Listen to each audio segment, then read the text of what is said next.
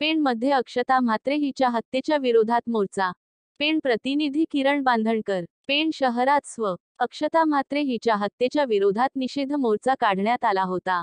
नवी मुंबईत अक्षता कुणाल म्हात्रे हिच्यावर अत्याचार करून तिचा निर्गुण खून केल्याच्या निषेधार्थ पेणमधील नारीशक्ती मंच, शिवप्रेमी संघटना, सह्याद्री प्रतिष्ठान हिंदुस्थान व इतर संघटना यांच्या वतीने हा निषेध मोर्चा काढण्यात आला.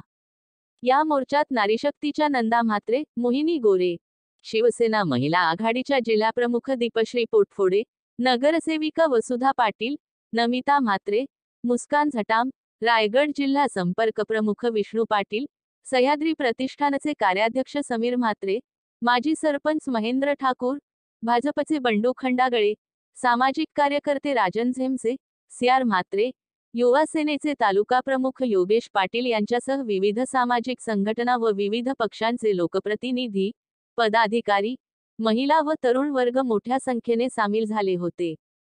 यावेळी निषेध व्यक्त करताना नंदा म्हात्रे, विष्णू पाटील, समीर पाटील यांनी झालेला प्रकार हा माणुसकीच्या नात्याला काळिंबा फासणारा आहे.